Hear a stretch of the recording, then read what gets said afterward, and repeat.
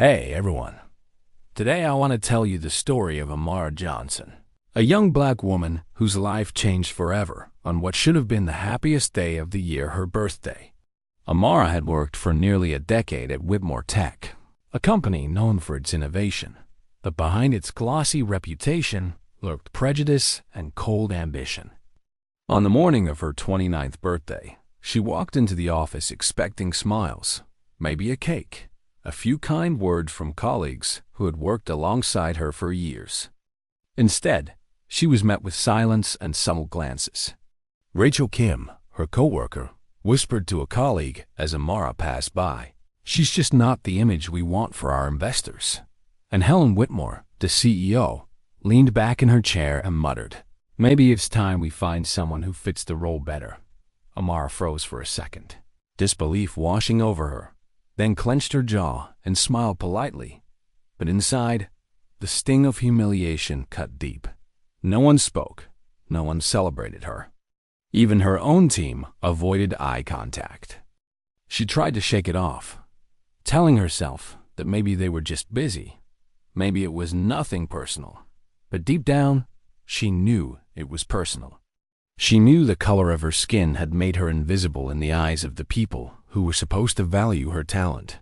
That day she stayed at her desk pretending to work, watching her coworkers share jokes, laugh, and exchange small gifts while she sat alone, a birthday forgotten, treated like a ghost in the place she had poured years of her life into.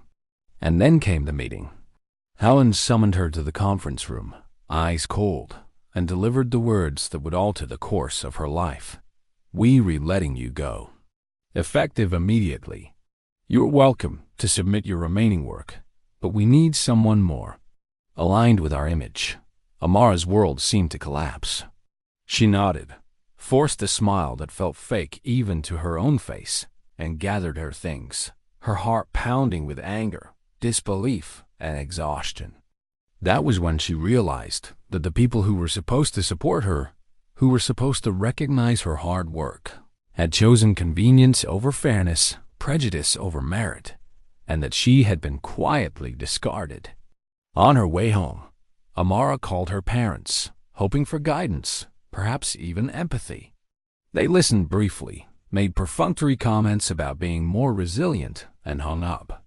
Their words, so ordinary, felt like another form of rejection. She walked the streets that evening, carrying the weight of humiliation and the cold bite of reality, wondering how someone could spend years of their life giving their best only to be discarded in an instant. And then, as she turned a corner into an empty park, she noticed a man sitting on a bench, shivering under a thin blanket, his face pale in the cold evening light. Without thinking, Amara approached him and draped her coat over his shoulders, her hands brushing against his trembling form, feeling the chill of the night seep into her own bones. He looked up at her, eyes wide, mouth half open, and for a moment, Amara felt the strange mix of vulnerability and power, the small triumph of kindness that cost her little but might have saved someone else. And then she noticed her observer, a woman standing just beyond the trees, watching quietly. She was elegant but unobtrusive, her presence commanding without needing to announce itself. This woman would soon become the turning point in Amara's life, the silent witness to a morality test that few ever passed. But for now, Amara felt only the deep ache of abandonment, the isolation of being dismissed, and the sharp, cold clarity that life would not hand her justice unless she chose to define it herself. She continued walking, her suitcase rolling over the cracked pavement, every step echoing in the quiet streets as the reality of her birthday betrayal settled around her like frost on a windowpane.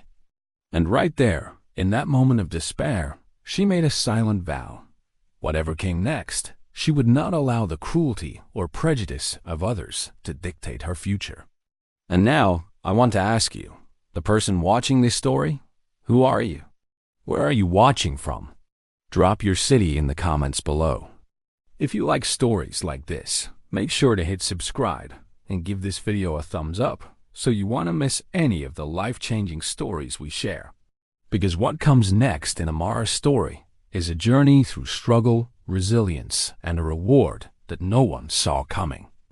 The following week, Amara received an unmarked envelope containing only a single card, an invitation to a private meeting with a woman named Simone Wallace. No address, no phone number, only a date and a time. Confused but curious, she hesitated before deciding to go. She arrived at a quiet office building in an unfamiliar part of the city, a place far removed from the chaos and judgment of her old workplace.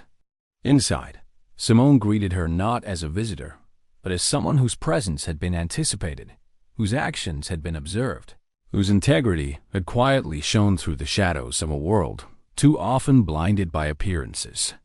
Simone explained that she had been watching Amara for days, weeks even, after witnessing her choice to help someone in need despite her own suffering, despite her own humiliation, and that this single act spoke volumes about her character. She told Amara that few people ever displayed such unselfish courage, that most would have complained, bargained, or sought recognition. But Amara had chosen kindness, and in doing so, had passed the silent test. And so began a series of meetings, training sessions, and challenges designed not to coddle her, but to push her to the limits of skill, endurance, and leadership. Amara immersed herself in learning financial strategy, nonprofit management, and the inner workings of large organizations, absorbing knowledge faster than many of her peers while balancing the emotional toll of her recent betrayal. She faced late nights, physical exhaustion, and mental strain, but every challenge reminded her why she was there.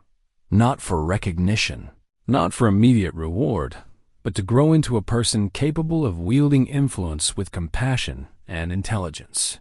Over time, her confidence returned, tempered now with wisdom, and the same people who had dismissed her began to appear in news articles for poor leadership decisions, scandals, and mismanagement. While Amara had not sought vengeance, the universe seemed to have a way of balancing scales.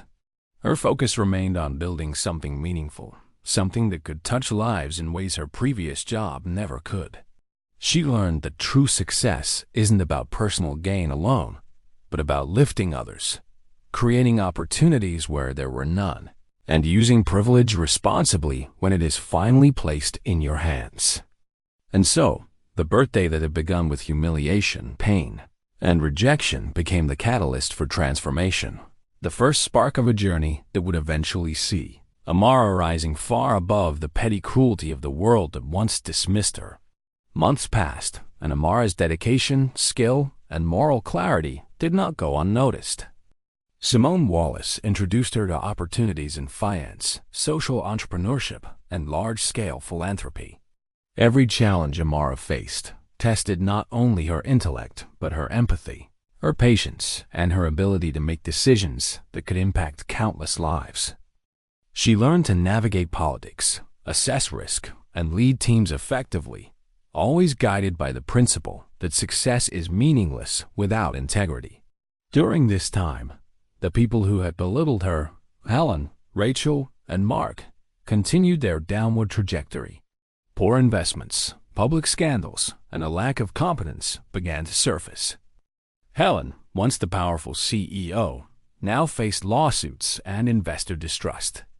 Rachel was forced to resign in disgrace, and Mark's schemes unraveled publicly. One day, Helen herself reached out to Amara, hoping for assistance, an opportunity to repair her reputation, perhaps even to regain some semblance of influence.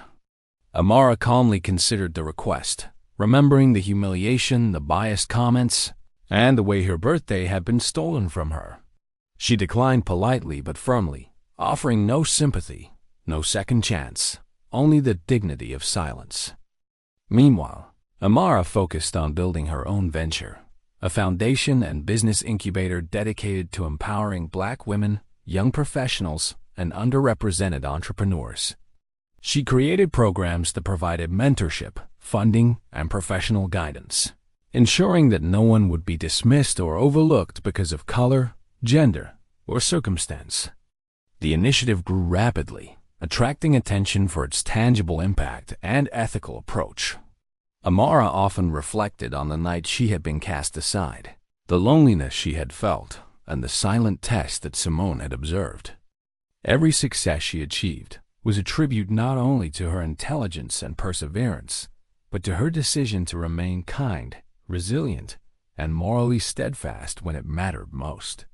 Eventually, her foundation became a model for transformative leadership, proving that the combination of skill, empathy, and courage could change lives on a large scale.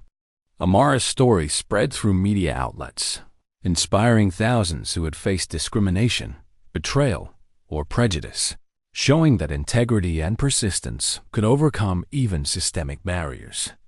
In the end, the birthday that had started with tears and humiliation became the symbolic turning point of her life. A day that marked not loss, but the birth of her true power, her ability to influence, uplift, and lead with purpose. She never forgot the lessons learned on that cold morning, nor the woman who had seen her true worth when no one else did. And in her journey, Amara taught the world a simple but powerful truth. Resilience, kindness, and intelligence are stronger than cruelty, bias, or temporary injustice, and those who maintain their humanity, even when it costs them, are the ones who ultimately rise. And now, if you found Amara's story as inspiring as I did, make sure to hit that subscribe button and give this video a thumbs up so we can continue sharing more life-changing stories just like this. Who knows? Your life might be the next story that inspires thousands.